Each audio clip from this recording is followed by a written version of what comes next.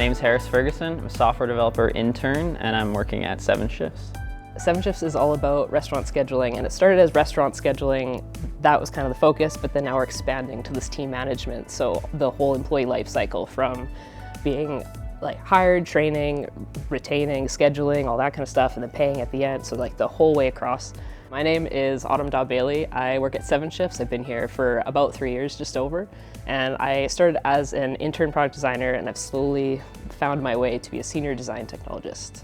You know, as a software developer, you're mostly just like writing code, but you're also maintaining code, you're testing code, and you're planning the construction of new code. So because I'm at like the intern or like junior level, most of my day is actually just writing code. But the way we structure that is in cycles of 2 weeks called a sprint.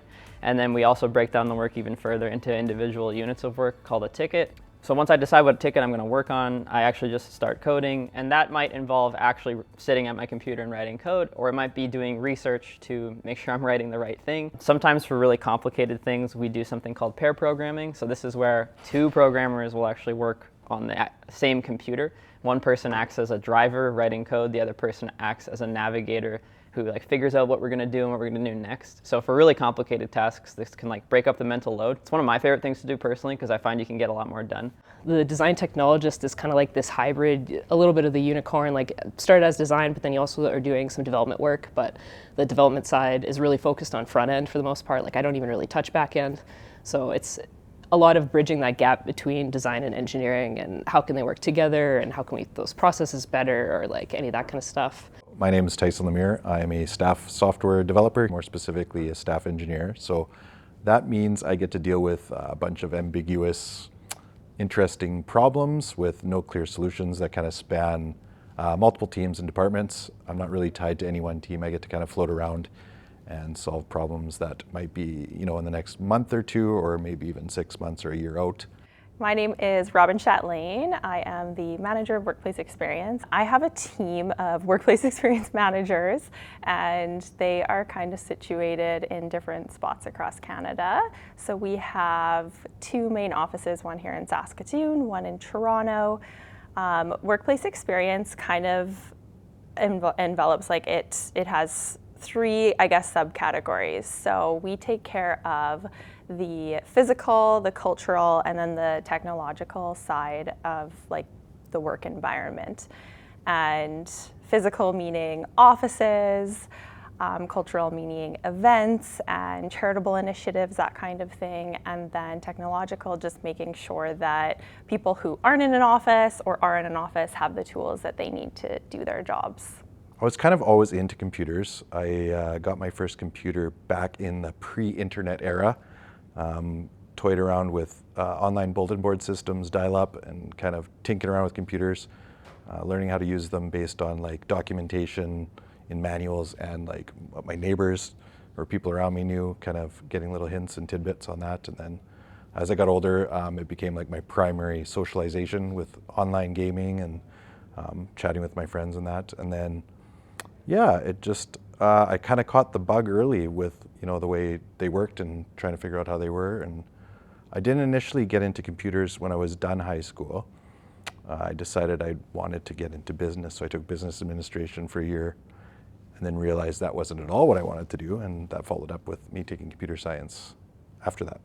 I do a lot of knowledge work from day to day, like anything from budgeting to emailing, setting up charitable initiatives, planning that kind of thing. But then it's a lot of actually executing any charitable initiative or social events or building a new office space like this one that we're in right now. So it's a lot of different things.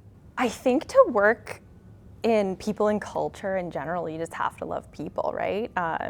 You have to be comfortable with people coming to you with positive and negative, and be able to kind of take those things and, you know, if it is a negative feedback, make it better. I think you have to be really open to change. As we've seen in the past like few years, my job has completely changed from what it used to be. And I love that. I don't want any day to ever be the same. So definitely you have to be open to change and willing to kind of tackle new challenges. One of the most intimidating things about learning programming in particular is how much it can feel like everyone else around you like knows so much more than you do. Like it can feel so intimidating. You know, I took my first year university course for computer science and it felt like everyone else already knew anything because they took high school CS. I'm sure people taking high school CS maybe feel behind if they went to like programming camps or something or just learned on their own, and it can feel like you're like starting from behind. But what I would say is that you don't have to be an expert before you start. Like you can always just start learning whenever. What makes a good programmer would be you're curious and enjoy looking for ways to solve problems, patient, you're fine with failing, making mistakes and learning from those mistakes, and you're self-motivated and driven to learn. At least when I was a kid, an office job sounded kind of boring and mundane, and then this, it's like, it's not that at all. Everybody here is amazing to work with, and collaborating and all of that's just super fun. I think the future is bright. I started almost 20 years ago and there was a constant need for developers back then, and it's only grown since as like more and more industries tie into tech and rely on software for automation, rely on software for their daily operation, that sort of thing. Computers are everywhere and they're not going to go away anytime soon. And the skill set that you have as a developer also applies to things that aren't necessarily software development either. So I think like a good education in tech is something that can really help you in like any field. Something I think about a lot is like how many tasks you can automate by knowing a simple programming language like Python or something that's commonly taught in schools, right? Knowing how to use those tools to just like make your life easier, even if you're not writing code for other people, if you're not working as a software developer, like knowing how to automate those things can just like make you more effective at whatever you want to be doing. I don't think there's any signs of it slowing down. As we automate more things, there's just going to be more developers needed to maintain those things and build those things. So, for students that were interested in either workplace experience, people and culture, I would highly suggest, trying to get some experience in hospitality. I think that once you've been a server or a bartender and you have that real life experience of dealing with people, it'll really give you the insight into knowing if you want to deal with people for the rest of your life, because that's what people and culture is. You're there to support the people that, build your business.